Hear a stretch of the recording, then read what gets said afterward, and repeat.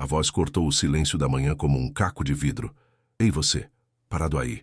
Era uma ordem áspera, carregada de uma autoridade impaciente que não combinava com a paz daquele jardim suburbano. O almirante Marcus Thorne, de joelhos na grama, sentiu a frase pousar em suas costas com um peso físico. Suas mãos enrugadas por 6 décadas de vida e calejadas por 40 anos de serviço naval, pararam de podar uma rosa vermelha, a favorita de sua falecida esposa. Ele não se virou de imediato. Permaneceu imóvel por um instante, o sol da manhã aquecendo seu rosto, enquanto processava a intrusão. Aquele tom não era de quem busca informação. Era o tom de quem já havia julgado e condenado, como se a simples presença de um homem negro cuidando de um jardim em um bairro predominantemente branco fosse por si só uma infração à espera de ser punida. Lentamente, com a dignidade que comandava navios em águas hostis, o almirante se levantou, limpando a terra das calças simples de jardinagem. Ou, se virar, seus olhos encontraram as figuras de 2 policiais. Um mais velho, com um olhar cínico e cansado, o rosto marcado por uma carranca permanente. O outro, mais jovem, com a postura rígida de quem ainda precisa provar seu valor, buscando no parceiro a confirmação de que sua hostilidade era justificada. Eles estavam parados na calçada, a viatura piscando silenciosamente atrás deles, como um predador à espreita. O almirante Thorne os analisou com a mesma calma com que lia mapas de batalha. Ele viu a desconfiança imediata, o viés de confirmação já armado em seus olhares. Eles não viam um morador, um aposentado, um viúvo cuidando de suas memórias. Viam um alvo. "O que você está fazendo nesta casa?" perguntou o policial mais velho, o oficial Miller dando um passo à frente, a mão pairando sobre a arma em seu coldre. A pergunta ecoou pela rua silenciosa, carregada de acusação. Não era um pedido de esclarecimento, era uma intimação. O almirante sentiu os olhares curiosos das janelas, vizinhas, as cortinas se movendo sutilmente. Sua honra, construída em décadas de sacrifício, estava sendo questionada na frente de todos, em seu próprio santuário. Ele abriu a boca para responder, para explicar a simples e pacífica verdade, mas a paciência do policial era inexistente. O homem o encarou, a mandíbula tensa, e antes que qualquer palavra pudesse ser dita, a ordem final veio, selando o início da humilhação. "As mãos, onde eu possa ver." Antes de mergulharmos na história, escreva-nos comentários de onde você está assistindo. É sempre emocionante saber até onde nossas histórias chegam. Aquele homem, agora com as mãos para o alto sob a mira de uma desconfiança cruel, era o almirante Marcus Thorne. Aos 62 anos, ele carregava em seu nome um peso que os 2 policiais à sua frente eram incapazes de conceber. Um veterano de 40 anos na Marinha, uma carreira forjada em disciplina, inteligência estratégica e uma coragem inabalável. Ele era uma das mais altas patentes, um dos poucos homens negros a quebrar o teto de vidro de uma instituição secular, alcançando um posto que para muitos parecia inatingível. Sua vida foi um testemunho silencioso de que a excelência não tem cor. Mas ali, em seu próprio jardim, vestido com roupas simples manchadas de terra, ele não era o almirante. Era apenas um corpo fora do lugar, um alvo para o preconceito. Seu legado ia muito além das medalhas guardadas em uma caixa de veludo ou das fotografias com presidentes. Marcus Thorne era um farol. Para gerações de jovens marinheiros e oficiais negros, seu rosto era um mapa para o impossível. Ele carregou esse fardo com uma graça silenciosa, sabendo que cada passo seu era observado.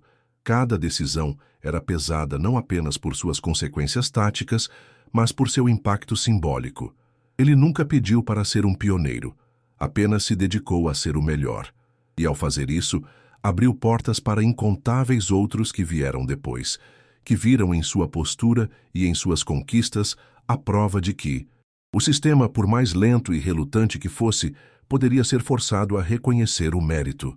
A casa, um sobrado de tijolos claros em um bairro tranquilo, era seu porto seguro definitivo. Depois de uma vida inteira de missões que o levaram aos cantos mais remotos do mundo, de viver em bases navais e apartamentos temporários, aquele era o primeiro lugar que ele verdadeiramente chamava de lar. Ele e sua esposa, Helena, o compraram pensando na aposentadoria, nos netos correndo pelo quintal. Cada cômodo guardava um eco da risada dela. Cada janela emoldurava a paz que ele tanto buscou. Era mais do que uma propriedade, era a materialização de uma promessa, o ancoradouro final após longas tempestades em alto mar. Um santuário que agora estava sendo profanado por uma suspeita infundada. O jardim era o coração desse santuário, e as rosas, em especial, eram o altar de sua devoção silenciosa. Helena as amava. Foi ela quem plantou a primeira roseira, anos atrás, e cuidar delas se tornou o ritual que o conectava a ela após sua partida. Para Marcos, a jardinagem não era um passatempo, era uma conversa. Cada espinho que ele aparava, cada pétala que ele inspecionava, era um ato de memória e amor.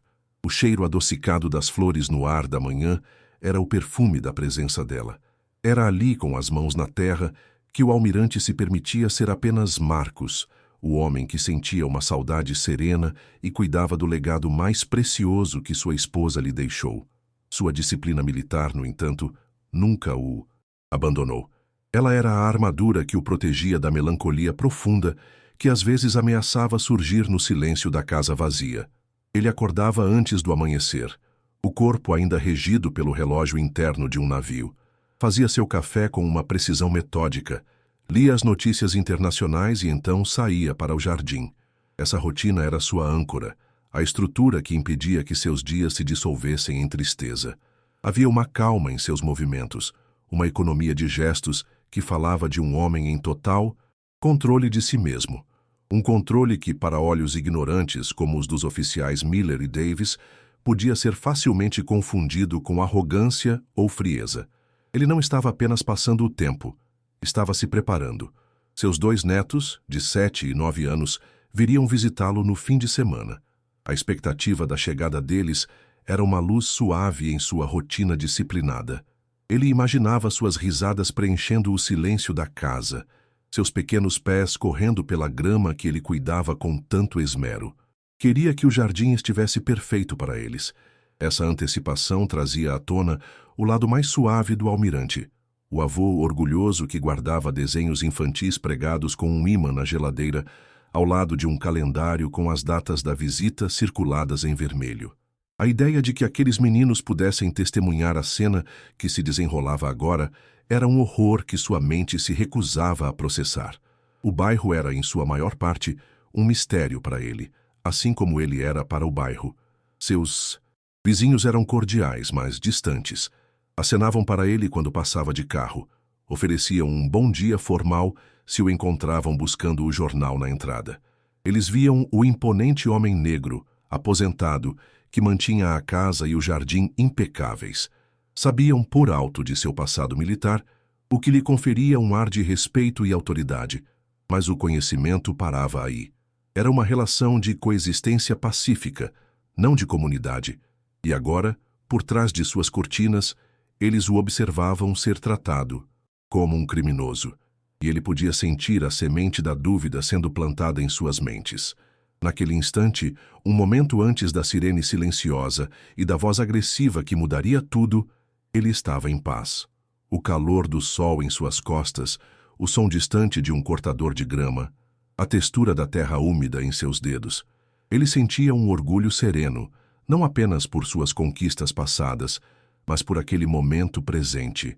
A satisfação de um trabalho simples e bem feito. O sentimento de pertencer a um lugar, de ter raízes fincadas no chão após uma vida inteira navegando sobre as águas. Era um homem completo, um herói em seu merecido descanso, vivendo a tranquilidade que conquistou com honra, uma tranquilidade prestes a ser estilhaçada de forma irreparável. A dignidade de Marcus Thorne era uma fortaleza construída ao longo de uma vida inteira. Ele sobreviveu a tempestades no mar, a tensões políticas internacionais e ao preconceito velado nos corredores do poder. Sempre respondeu com calma, precisão e uma superioridade moral que desarmava seus oponentes sem a necessidade de levantar a voz. Era essa mesma dignidade que ele vestia agora, como um uniforme invisível, enquanto encarava os 2 policiais. Seus ombros estavam retos, seu queixo erguido, seus olhos firmes.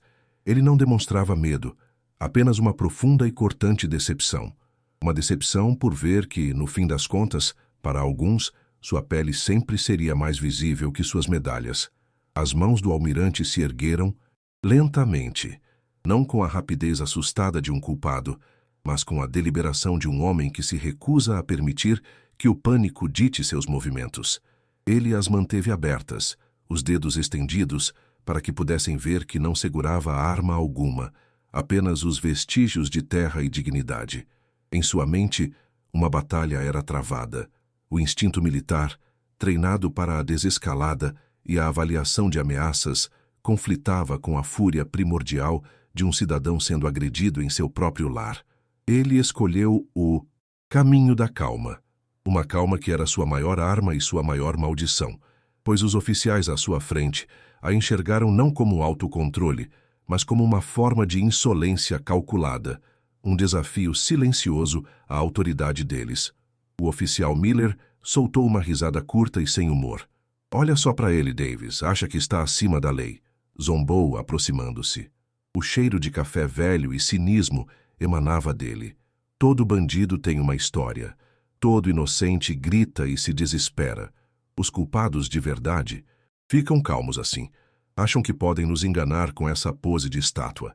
Ele se virou para o almirante, o rosto a centímetros do dele, a voz baixa e ameaçadora. "Mas nós já vimos esse filme antes, vovô, e ele sempre termina do mesmo jeito." O jovem oficial Davis, ao lado, absorvia a lição, sua própria incerteza se solidificando em uma réplica da agressividade de seu parceiro. A paciência de Miller se esgotou em um instante. A calma do almirante era um insulto à sua experiência de rua. Com um empurrão súbito e brutal, ele jogou Marcus Thorne contra a lateral de seu próprio carro. O som metálico e oco do impacto ecoou pela rua silenciosa, um ato de violência que quebrou a paz da manhã. O corpo do almirante, embora ainda forte, sentiu o choque. O metal frio do veículo pressionou sua bochecha. Por um segundo, ele viu o reflexo distorcido de seu próprio rosto no polimento da lataria, um brilho que ele mesmo havia dado no domingo anterior. Aquele carro, um símbolo de sua liberdade na aposentadoria, agora era usado como uma ferramenta para sua subjugação. Então vieram as algemas. O metal gelado mordeu a pele de seus pulsos, enquanto o oficial Davis, agora agindo com uma confiança recém-adquirida, os prendia com uma força desnecessária. O som das catracas se fechando, clique a clique, foi ensurdecedor para Marcus. Aquelas mãos que um dia apertaram as de presidentes, que assinaram ordens que moveram frotas inteiras, que seguraram o leme contra a fúria de oceanos, agora estavam presas atrás de suas costas como as de um ladrão qualquer. A humilhação era física, uma dor fria que subia por seus braços e se instalava em seu peito, pesada e sufocante. Cada clique da algema era um golpe em 40 anos de honra. Ele estava agora exposto, imobilizado contra seu carro, um espetáculo para a vizinhança. As cortinas não se moviam mais timidamente. As portas se abriam. Rostos curiosos, chocados, alguns até com um traço de pena mórbida, o observavam. A senhora Gable, sua vizinha da casa ao lado, uma senhora que sempre trocava com ele receitas de torta, levou a mão à boca, os olhos arregalados de incredulidade. Ele sentiu o peso de centenas de julgamentos silenciosos. O almirante imponente, o vizinho respeitável, reduzido a uma cena de crime em sua própria garagem. Sua reputação, tão cuidadosamente construída, estava sendo desfeita, fio por fio, em tempo real, para uma plateia de conhecidos. Apesar da posição degradante, sua voz não vacilou. Usando a única arma que lhe restava, ele falou com clareza e firmeza, cada palavra articulada para cortar através da névoa de preconceito. "Meu nome é Marcus Thorne. Eu sou um almirante da Marinha dos Estados Unidos, aposentado. Esta é a minha residência." Ele não gritou, não suplicou. Ele apenas declarou os fatos como se estivesse fazendo um relatório a um superior. Era uma tentativa de injetar a verdade naquela situação absurda, de usar a realidade como um escudo contra a loucura que o envolvia. Ele ofereceu a eles a Verdade, esperando que ela fosse suficiente para deter aquela avalanche de injustiça. A resposta foi uma gargalhada. O oficial Miller virou a cabeça para trás e riu com gosto, um som feio e debochado. Um almirante? Ah, essa é nova, ele exclamou, olhando para Davis como se compartilhasse a melhor piada do dia. Claro, campeão. E eu sou o rei da Inglaterra. Cansei da conversa. Ele agarrou o braço de Marcos com força. Vamos levar o almirante para um passeio. A palavra almirante foi cuspida com tanto desdém que se tornou um insulto, uma zombaria. A recusa deles em sequer considerar a veracidade da afirmação era a prova final. Eles não estavam interessados na verdade. Estavam satisfeitos com a história que haviam criado em suas mentes. Enquanto Miller o segurava, Davis realizou uma revista corporal rude e impessoal. Ele enfiou as mãos nos bolsos do almirante e puxou sua carteira. Abriu-a com um movimento rápido, os olhos passando pelas notas e cartões de crédito sem interesse. Ele viu a carteira de identidade militar com a foto de Marcus Thorne em seu uniforme de gala, mas sua mente, já convencida da narrativa do crime, não registrou a informação. Para ele, era apenas mais um documento falso, um adereço na fantasia do criminoso. Ele fechou a carteira e a jogou dentro de um saco de evidências de plástico, selando a prova da inocência do almirante junto com a arrogância de sua própria ignorância. O ato final daquela cena foi empurrá-lo para o banco de trás da viatura. O corpo do almirante foi forçado a se curvar de maneira desajeitada para caber no espaço apertado. A porta bateu com um som definitivo e ele se viu enjaulado, separado do mundo por uma grade de metal. Do lado de fora, seu lar, seu jardim, suas rosas, tudo parecia distante, como uma pintura de uma vida que não era mais sua. O carro começou a se mover, e o almirante Thorne, o herói de guerra, o símbolo de superação, foi levado embora como um prisioneiro comum, deixando para trás seu nome, sua honra e a verdade, todos temporariamente enterrados sob o peso de um preconceito cego. Dentro da viatura, o silêncio de Marcus Thorne era uma arma que ele apontava para si mesmo. Cada solavanco do veículo era um lembrete de sua nova realidade. Do lado de fora, o mundo continuava seu curso normal. Pessoas caminhando, carros parando nos semáforos, a vida fluindo em sua banalidade. Mas para ele, visto através da grade que separava o banco de trás, tudo parecia uma cena de um filme, distante. Para não deixar que o desespero o tomasse, ele recorreu a um antigo treinamento mental da Marinha desenvolvido para pilotos abatidos em território inimigo. Ele focou em sua respiração, inspirando por 4 segundos, segurando por 4, expirando por 4. Um controle metódico sobre a única coisa que ainda lhe pertencia, o ar em seus pulmões. Na frente, os oficiais Miller e Davis quebravam o silêncio com uma conversa baixa e presunçosa. Mais fácil que tirar doce de criança, disse Miller com um sorriso na voz. O jeito que ele ficou parado ali, calmo daquele jeito, culpado até a alma, provavelmente tem uma ficha longa como um dia de verão. Davis concordou ansiosamente, o aluno validando o mestre. Com certeza. E essa história de almirante? Que piada. Vamos colocar no relatório que ele tentou nos intimidar com uma identidade falsa. O promotor vai adorar. Ouvir suas próprias ações sendo distorcidas em tempo real, transformadas em uma narrativa conveniente para... Eles eram uma forma de tortura psicológica que corroía a alma do almirante. Por um instante, a imagem do interior sujo da viatura se dissolveu, substituída por uma lembrança vívida. Ele estava em um salão de baile opulento em Washington, o peso de uma nova medalha em seu peito, o som de aplausos ecoando ao seu redor. O presidente dos Estados Unidos apertava sua mão, seus olhos transmitindo um respeito genuíno. O país tem uma dívida de gratidão com você, almirante, dissera ele. A memória era tão nítida, tão real, que o contraste com sua situação atual, sentado em um banco de plástico duro, as mãos algemadas, sendo levado para uma delegacia como um criminoso comum, era fisicamente doloroso. A ironia era um ácido que queimava em seu peito, uma ferida invisível e profunda. O carro entrou em uma garagem subterrânea de concreto.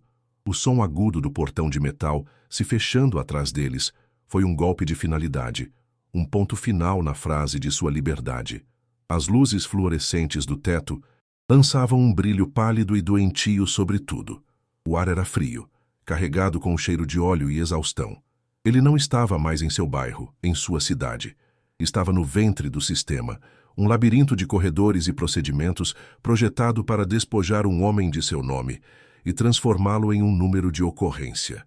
O oficial Miller abriu a porta com um puxão brusco. Bem-vindo à sua nova casa, almirante.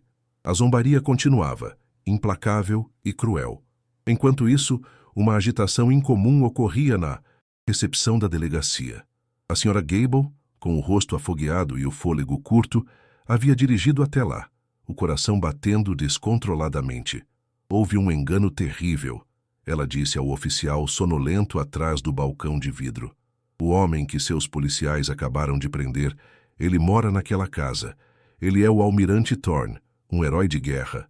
Sua voz era uma mistura de pânico e indignação, a de uma cidadã comum que testemunhou uma injustiça tão flagrante que não podia ficar em silêncio. Ela gesticulava na direção da garagem, esperando que alguém a ouvisse, que alguém parasse aquele trem desgovernado. Miller e Davis saíram da garagem, conduzindo Marcos entre eles, e viram a Sra. Gable. A expressão de Miller endureceu. Ele a interceptou antes que ela pudesse dizer mais alguma coisa. Senhora, com todo o respeito, a senhora não sabe do que está falando, disse ele, o tom falsamente paternalista mal escondendo a ameaça. Estamos no meio de uma investigação policial. Interferir é um crime sério. Por que a senhora não vai para casa e nos deixa fazer nosso trabalho? Ele a dispensou com um aceno de mão, como se lida com uma criança ou uma pessoa senil, destruindo sua credibilidade na frente de todos e reforçando sua própria versão dos fatos. Derrotada e humilhada, a senhora Gable recuou, as palavras morrendo em sua garganta. Ela viu os olhos do almirante Thorne passarem pelos dela por um breve segundo. Neles não havia pedido de ajuda, apenas uma dignidade ferida que partiu seu coração. Enquanto os policiais o levavam por um corredor, ela se afastou sentindo-se impotente. Mas então, uma faísca de determinação se acendeu. Ela se lembrou de uma conversa, meses atrás, sobre jardinagem, onde o almirante mencionou um velho amigo dos tempos da Marinha que se tornou advogado. Ela não sabia o nome, mas pegou o celular, as mãos tremendo, e começou a ligar para a única pessoa que conhecia que tinha conexões militares. A ajuda não viria, mas estava sendo convocada. Marcos foi conduzido para a sala de processamento. O lugar fedia a lixívia, suor e um desespero antigo que parecia ter se infiltrado nas paredes amareladas. Telefones tocavam incessantemente, vozes se sobrepunham e um rádio da polícia emitia um fluxo constante de códigos e endereços. Ele, que estava acostumado à ordem impecável de uma ponte de comando, agora se encontrava no epicentro de um caos controlado. Cada pessoa que passava por ele o olhava com a mesma indiferença reservada aos detidos. Ele não era mais um indivíduo. Era parte da engrenagem, mais um corpo a ser catalogado, processado e arquivado, sua humanidade sendo erodida a cada passo. O sargento da noite, um homem corpulento com uma expressão de tédio permanente, mal levantou os olhos quando eles se aproximaram. Miller empurrou a papelada pelo balcão com um ar de triunfo. Pegamos esse aqui em flagrante tentando invadir uma casa na Colina Esmeralda. E o melhor de tudo, sargento, é que ele se acha um almirante, disse Miller, rindo. O sargento apenas grunhiu, pegou os papéis e começou a digitar lentamente com 2 dedos. A história de Miller, por mais absurda que fosse, era agora o fato oficial, a verdade registrada no sistema. O almirante permaneceu em silêncio, sabendo que qualquer protesto ali seria inútil. O processo de humilhação continuou. Suas mãos foram cobertas por uma tinta preta, fria e pegajosa, e seus dedos foram rolados um a um sobre um cartão de registro. A sensação era degradante. Ele olhou para suas impressões digitais, as marcas únicas de sua identidade, agora reduzidas a manchas de tinta em um arquivo criminal. Ele se lembrou de ter passado pelo mesmo processo décadas atrás. ao obter sua primeira autorização de segurança de alto nível. Naquela época, fora um rito de passagem para um mundo de segredos e responsabilidades. Agora, era um ritual de despojamento, a marca de um pária. Olhe para a câmera, ordenou uma voz anônima. O flash disparou, cegando-o por um segundo. Perfil direito. Flash. Perfil esquerdo. Flash. Ele manteve o rosto impassível, uma máscara de aço forjada por anos de disciplina. Mas seus olhos, se alguém se desse ao trabalho de olhar de perto, contavam outra história. Eles continham a fúria de um oceano em tempestade, a dor de uma traição profunda e a teimosia de um homem que se recusava a ser quebrado. Aquela imagem, a de um herói nacional sob a luz fria de uma câmera de fichamento policial, seria um dia gravada na consciência da nação. Tire os cadarços e o cinto, disse o sargento ainda sem olhar para ele. O comando era impessoal, rotineiro, mas para Marcos pareceu o ato final de desarmamento. Cada item removido era uma camada de sua identidade sendo arrancada. O cinto de couro, um presente de Helena em seu 30º aniversário de casamento. Os cadarços de seus sapatos de jardinagem eram pequenos detalhes, mas juntos compunham a textura de sua vida. Sem eles, ele se sentia vulnerável, incompleto, um homem sistematicamente desconstruído até que restasse apenas o suspeito que eles queriam que ele fosse. Enquanto o sargento preenchia a papelada, ele fazia perguntas monótonas. Nome? Marcus Thorne, respondeu o almirante, a voz firme. O sargento digitou. Ocupação? Houve uma pausa. Almirante da Marinha dos Estados Unidos, aposentado. O sargento parou de digitar por um momento, olhou para ele pela primeira vez, com um leve brilho de curiosidade, depois deu de ombros e digitou desempregado. A verdade era tão inconveniente, tão fora do padrão, que era mais fácil simplesmente apagá-la, substituí-la por uma categoria que se encaixasse no formulário. A negação de sua identidade era agora oficial. Você tem direito a uma ligação, disse o sargento, apontando para um telefone de metal sujo na parede. O almirante pensou em sua família, em seus netos.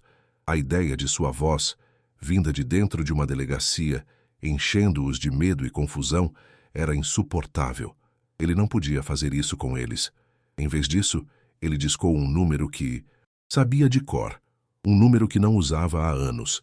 Era o telefone de David Sterling, seu ex-assessor jurídico na Marinha, agora um dos advogados de defesa mais formidáveis do país. Ele deixou um recado na secretária eletrônica, a voz calma e precisa, descrevendo a situação sem um pingo de emoção. A caminhada até a cela foi a mais longa de sua vida. O corredor era um túnel de concreto e aço, iluminado por lâmpadas encasuladas em grades de metal. O som de seus sapatos, sem cadarços, arrastando no chão, era a única coisa que quebrava o silêncio opressivo, pontuado pelo eco metálico de portas de celas batendo à distância. Cada passo o levava mais fundo no coração daquela escuridão, mais longe da luz do sol, de suas rosas, de tudo o que ele conhecia como seu mundo. Ele se sentia como um navio sendo deliberadamente afundado, descendo lentamente para o abismo. A cela era exatamente como ele imaginara, um caixão de concreto, uma plataforma de metal polido servindo de cama, um vaso sanitário de aço no canto. O ar era pesado com o cheiro de desinfetante e de vidas passadas, de arrependimento e tédio. Um guarda o empurrou para dentro e a porta de barras de ferro se fechou com um estrondo que vibrou em seus ossos. Pela primeira vez, desde que a voz de Miller cortara o ar da manhã, Marcus Thorne estava sozinho. Sozinho com sua raiva, sua humilhação e sua determinação inabalável. Ele se sentou no banco de metal frio, as costas retas, as mãos ainda algemadas atrás de si. O fogo da indignação ardia em seu peito, uma fornalha de fúria justa, mas por fora ele era a imagem da calma. Ele não lhes daria a satisfação de vê-lo quebrar. Ele não gritaria, não choraria, não bateria nas grades. Ele era um almirante da Marinha dos Estados Unidos. Tinha enfrentado inimigos muito mais perigosos do que 2 policiais ignorantes e um sistema indiferente. Ele transformaria aquela cela em sua ponte de comando e aguardaria. Aguardaria a maré virar. Do corredor, ele ouviu o som que cimentou sua resolução. Eram as risadas dos oficiais Miller e Davis. Eles estavam se vangloriando, recontando a história de sua grande prisão para quem quisesse ouvir. A alegria deles, nascida da humilhação dele, era o insulto final. Naquele momento, a injustiça deixou de ser uma situação abstrata e se tornou profundamente pessoal. Eles não tinham apenas cometido um erro, tinham se deleitado com ele. E enquanto ouvia suas risadas ecoando pelo corredor frio, o almirante Thorne fez uma promessa silenciosa a si mesmo. A maré iria virar, e quando virasse, levaria tudo em seu caminho. As horas se arrastavam na delegacia. A adrenalina da prisão havia se dissipado, dando lugar à monotonia da papelada noturna. O sargento O'Malley, o homem corpulento e entediado da recepção, finalmente pegou a pasta do caso que Miller e Davis haviam lhe entregue com tanto orgulho. O arquivo era fino, a história simples. Um suspeito de roubo, não cooperativo, com delírios de grandeza. Ele suspirou, pegou o saco plástico, contendo os pertences do detido, e o virou sobre a mesa. A carteira, um telefone e um chaveiro caíram com um baque surdo. Ele só precisava preencher os últimos campos do formulário de admissão antes de poder tomar outro café. Um trabalho rotineiro, como tantos outros. Ele pegou a carteira de couro, abrindo-a para encontrar um documento de identidade com foto para anexar ao registro. Seus olhos passaram pelo cartão de motorista, mas foi a outra identidade a que ele mal havia olhado antes que prendeu sua atenção. A carteira de identidade militar. Desta vez ele não apenas a viu, ele a leu. Leu as palavras impressas com uma clareza inconfundível. Almirante da Marinha dos Estados Unidos. E abaixo o nome, Marcus Aurelius Thorne. O nome completo, formal. Um calafrio percorreu a espinha do sargento. O título não parecia mais uma piada. De repente, parecia terrivelmente, perigosamente real. O som da digitação no teclado cessou. A mente de O'Malley, antes letárgica, agora trabalhava em alta velocidade. O tédio deu lugar a um pavor crescente. Suas mãos, que antes se moviam com lentidão, agora voavam pelo teclado, digitando o nome e o número de serviço em um banco de dados federal. Ele sentiu uma gota de suor escorrer por sua têmpora enquanto a tela de busca exibia a mensagem processando. Cada segundo de espera esticava a atenção como um fio prestes a arrebentar. Ele rezou para que fosse um engano, um ex-militar com um histórico de problemas, qualquer coisa que justificasse o homem sentado em uma de suas celas. Mas o que apareceu na tela foi muito pior do que ele poderia ter imaginado. A tela se encheu de informações. Primeiro, a foto oficial. Almirante Marcus Thorne, em seu uniforme de gala branco, o peito coberto por fileiras de medalhas coloridas que representavam uma vida de heroísmo. Abaixo sua biografia, comandante da 5ª Frota, condecorado com a Estrela de Prata por bravura em combate, a Medalha de Serviço Distinto, citações presidenciais. Um herói nacional. Um dos oficiais de mais alta patente e mais respeitados de sua geração. O sargento O'Malley recuou em sua cadeira como se tivesse levado um soco. Ele olhou para a foto na tela, depois para a parede atrás da qual o homem real estava preso. Oh, meu Deus, ele sussurrou. O que foi que eles fizeram? Com a rigidez de um homem caminhando para sua própria execução, O'Malley se levantou. Ele pegou a identidade militar da mesa, o plástico agora parecendo pesar 1 tonelada em sua mão. Ele marchou em direção à sala de descanso, onde as risadas de Miller e Davis ainda podiam ser ouvidas. Ele podia ouvi-los recontando a história para um colega, a zombaria na voz de Miller ao imitar o almirante. O'Malley sentiu uma onda de fúria e medo. Ele empurrou a porta com força, o som fazendo com que os 2 homens se virassem, surpresos. O sorriso de Miller vacilou ao ver a expressão no rosto do sargento. O'Malley não disse uma palavra. Ele simplesmente jogou a carteira de identidade na mesa de café, onde ela deslizou e parou ao lado de uma xícara de café pela metade. O pequeno pedaço de plástico parecia uma bomba prestes a detonar. "Vocês sabem quem vocês acabaram de prender?" Ele perguntou, a voz baixa e trêmula, carregada com o peso da catástrofe iminente. Miller olhou para ele, a irritação se transformando em confusão. "Eu já te disse, O'Malley, Um ladrão mentiroso que se acha alguma coisa. Por quê? Qual é o problema?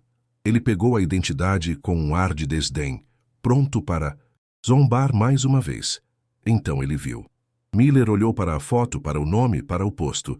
Seu rosto, antes corado pela risada, perdeu toda a cor, tornando-se uma máscara pálida de choque e descrença.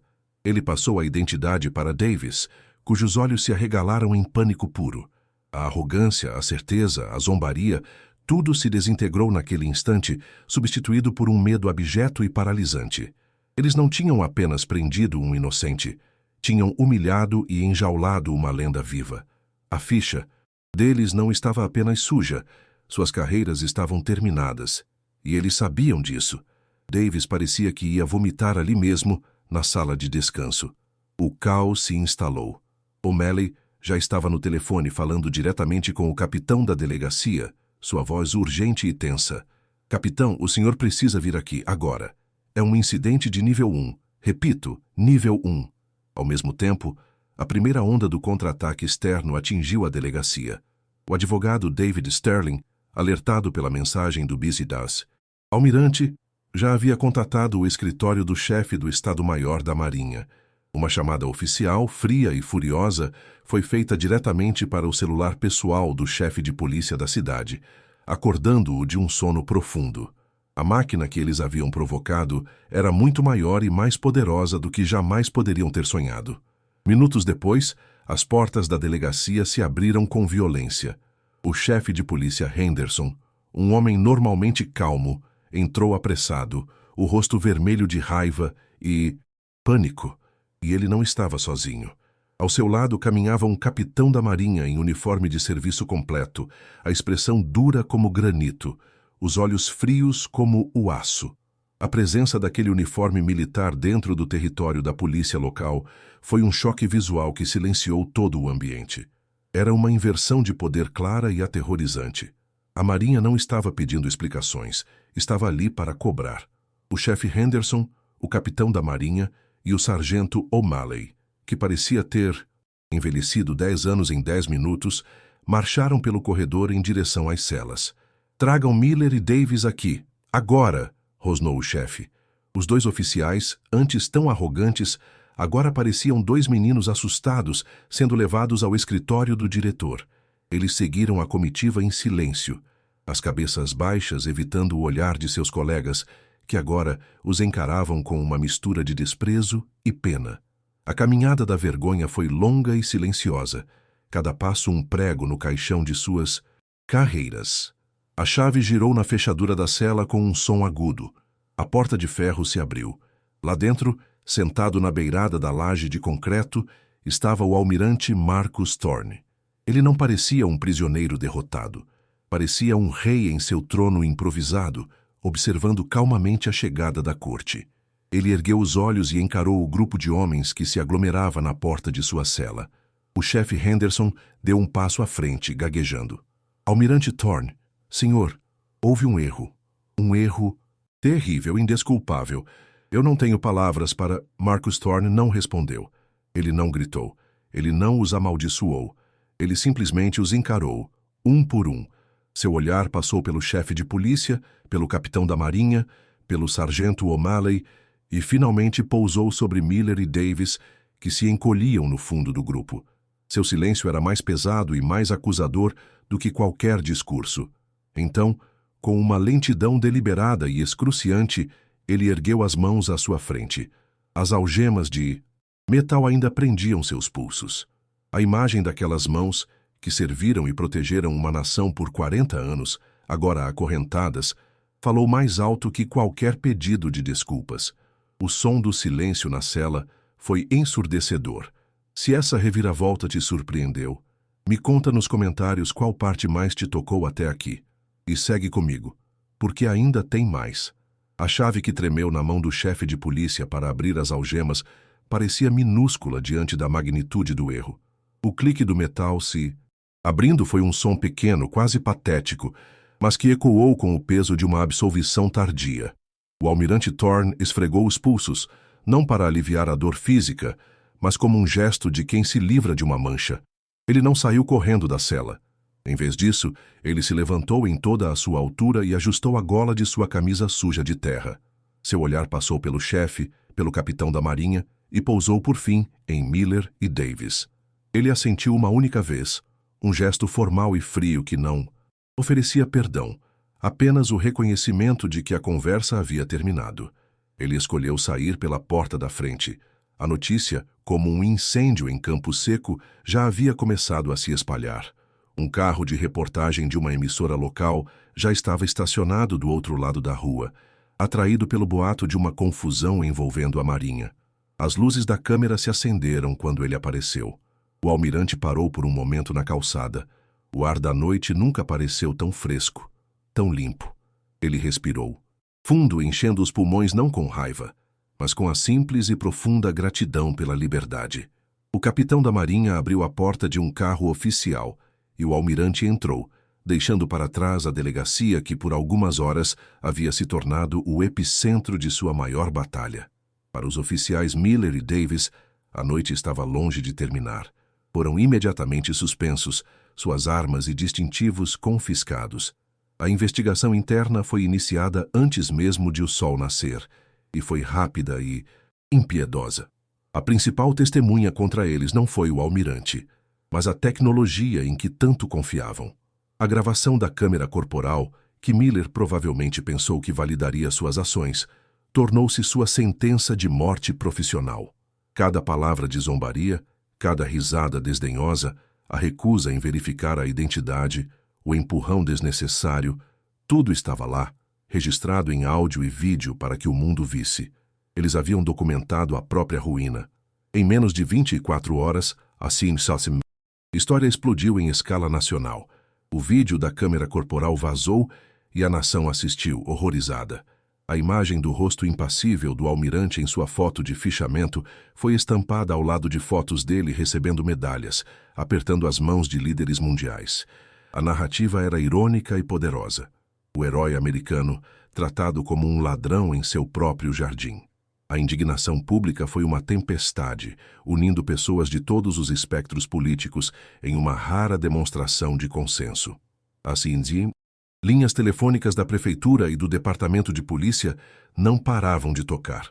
A pressão por justiça era avassaladora e implacável.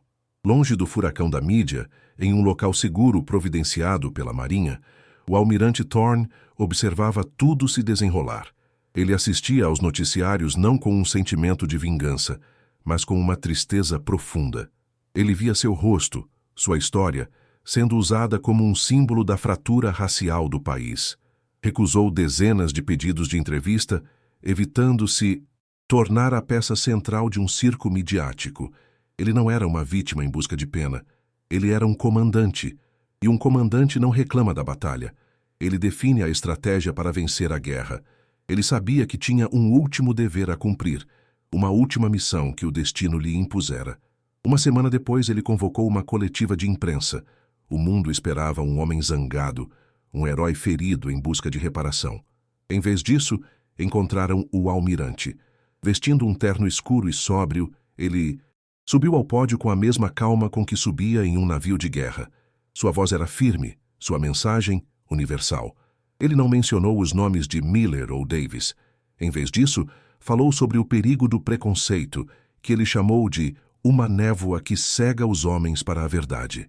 Falou sobre os inúmeros outros, sem suas medalhas ou sua patente, que enfrentam a mesma humilhação todos os dias, em silêncio e sem testemunhas.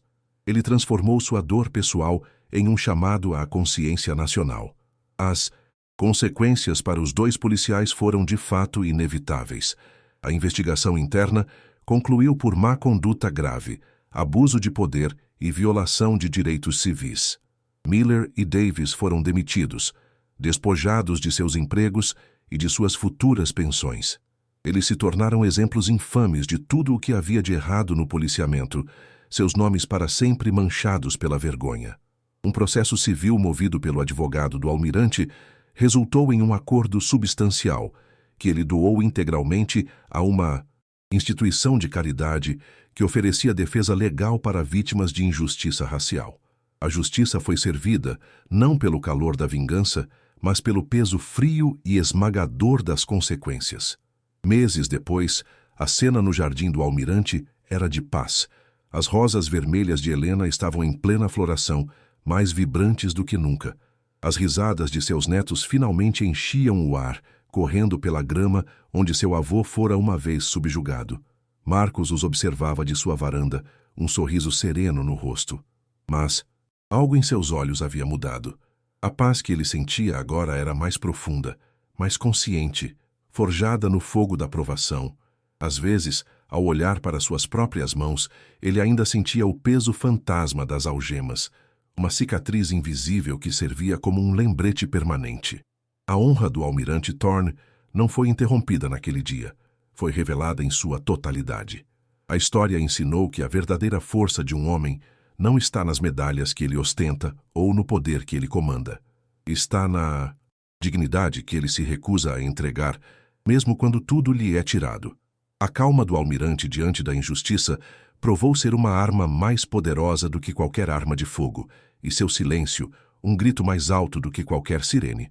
No final, o preconceito cega e destrói, mas a honra, quando testada, ilumina, expondo a verdade para que todos possam ver.